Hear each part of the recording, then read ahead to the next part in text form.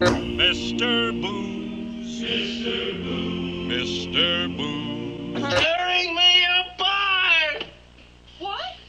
You say one thing, he says another, and everybody changes back again. American history lesson. You don't know nothing about Lady Liberty. Standing there in the harbor with her torch on high, screaming out to all the nations in the world, send me your poor, your deadbeats, you filthy.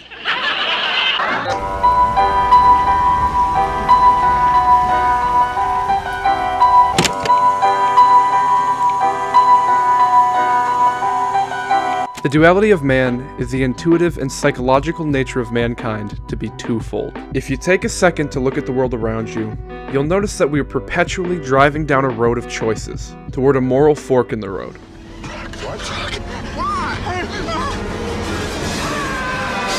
Left or right, bad or good, light or dark. Duality is the literal yin and yang of the universe, bringing balance to an otherwise unstable world. Trying to capture the concept of duality in a mass medium is rarely done well. Though when it's done correctly, it's not only lucrative, it's captivating. Companies like TMZ capitalize off of the idea that celebrities are not just celebrities, they're people too. Hey, good morning, Kanye. Shut the fuck up. Singers also often write songs displaying hypocrisy by showing two sides of an argument, or playing devil's advocate. Father hope and a father pain, and the light they both look the same.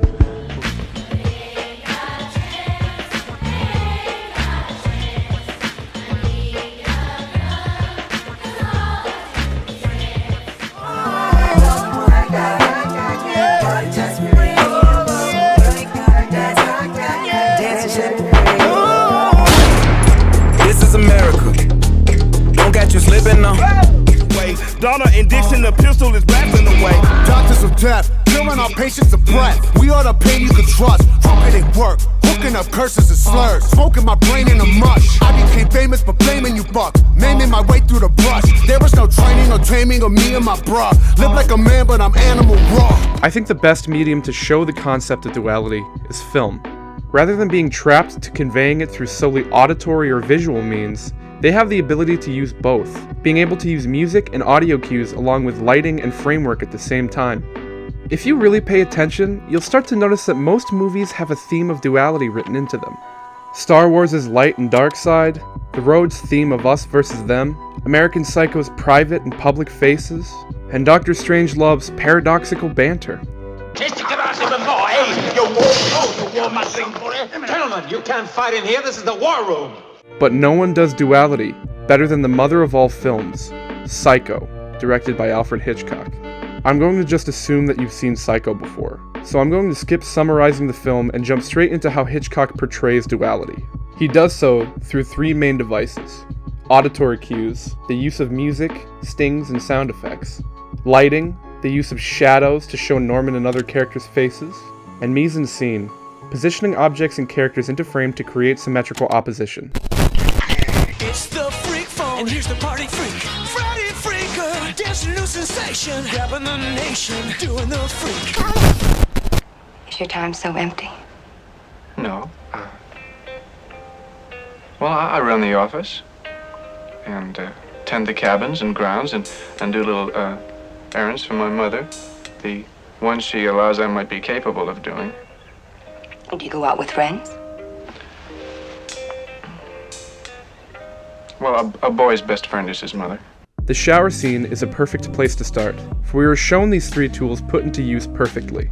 Keep in mind possible auditory and visual cues that exemplify the duality of not only Norman's psyche, but the contrast between both Norman and Marion. First, we see evidence of mise-en-scene as Norman's clouded silhouette slowly walks his way towards Marion.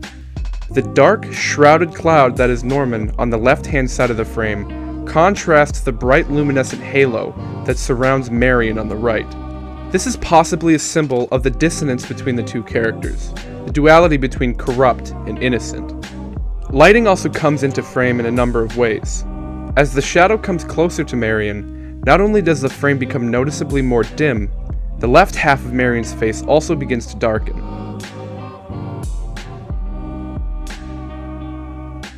This could allude to the idea that Marion isn't as innocent as she seems. She's two-faced, like Norman. Soon after, An auditory cue presents itself in the form of a sting and musical invasion.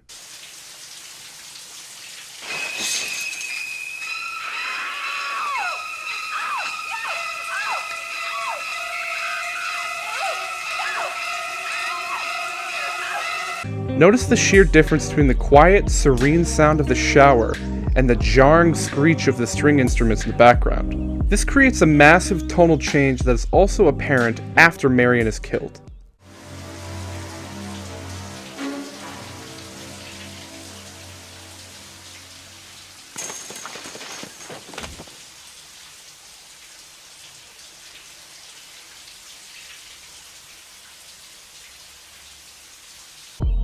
Also notice how the orchestral strings and frames work in tandem with the knife strikes and camera cuts, as if the weapon is an instrument of some kind. A few frames are spliced into this scene, showing Norman rearing and striking his knife from a distance. There's a blatant contrast between Norman and his background, possibly hinting towards his detachment to the outside world. When Norman's in frame, he's also noticeably darker than Marion. The concept of duality is most apparent in this scene through the contrast between light and dark. Marion is a morally ambiguous character who places a facade over herself, acting like a cute, curious, innocent girl, but she's really just a cruel thief. Norman does the same, but in an opposite fashion, swapping his quiet, timid demeanor for something a little more abrasive.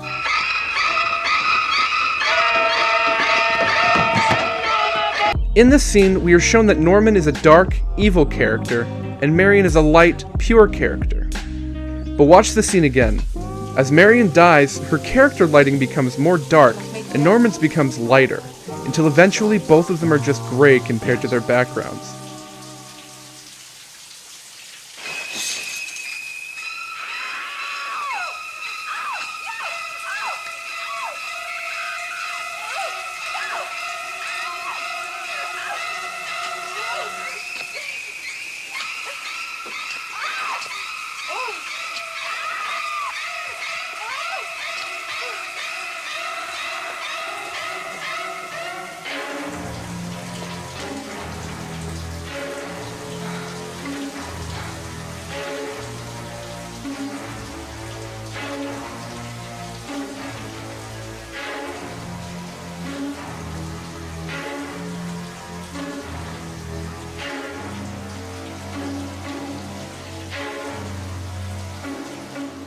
Though Norman is portrayed as evil and Marion is portrayed as good, both of them are morally ambiguous characters and they're therefore similar in nature.